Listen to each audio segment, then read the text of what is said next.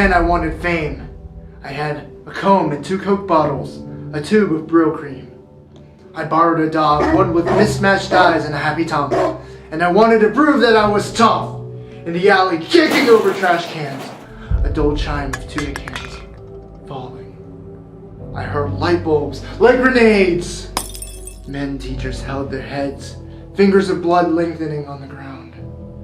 I flicked rocks at cats, their goofy faces spurred with foxtails. I kicked fences, I shooed pigeons, I broke a branch from a flowering peach, and frightened ants with a stream of spit. I said, "Chale, in your face, in no way, daddy-o," to an imaginary priest, until Grandma came into the alley, her apron flapping in a breeze, her hair amused, and said, "Let me help you," and put me in between the eyes. Okay, I'm gonna redo that. No, that was good.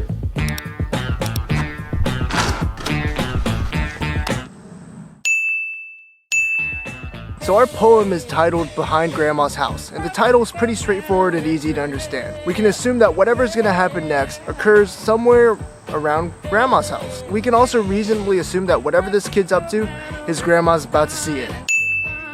Now basically the gist of the whole story is this. The kid's 10 years old and, assuming it's a male, he carries around a comb, 2 bottles of Coke, and some hair product which we can assume he uses. He does a number of acts of petty delinquency like kicking over trash cans, throwing light bulbs, and uttering disrespectful phrases towards imaginary religious leaders. Now obviously, because he's so close to his grandmother's house, his grandmother sees all of this unfold and decides to punch him in the head.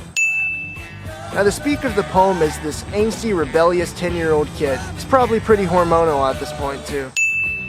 In terms of his attitude, he's obviously pretty angry. Maybe because society isn't paying him enough attention, or maybe he just doesn't feel tough enough. As he's performing these delinquent acts, it's almost like he's feeling a rush of excitement and a sense of empowerment as he does these things.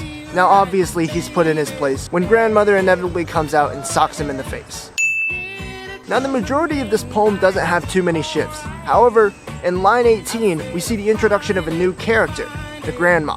And for the first time, there's another major character in play. And obviously, in the last line, line 21, we see the grandma punch him in the face. So obviously putting an end to his reign of delinquency. The theme of this poem centers around youthful rebellion and how sometimes it can be rather lacking in the face of authoritative figures.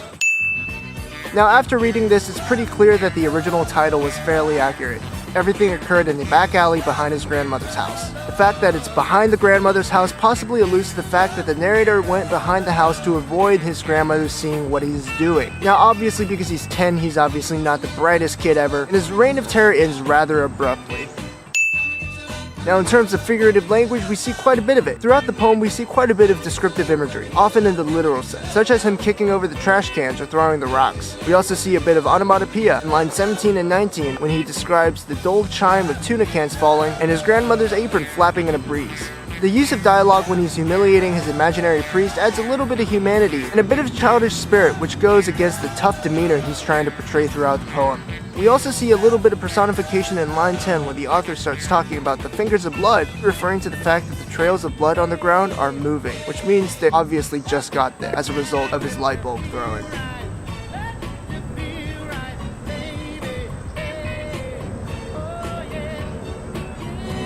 That's a plane.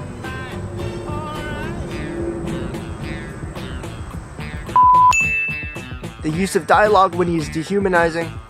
The use of dialogue when he's humiliating his imaginary priest adds a degree. The use of dialogue while he's humiliating his imaginary priest adds a degree.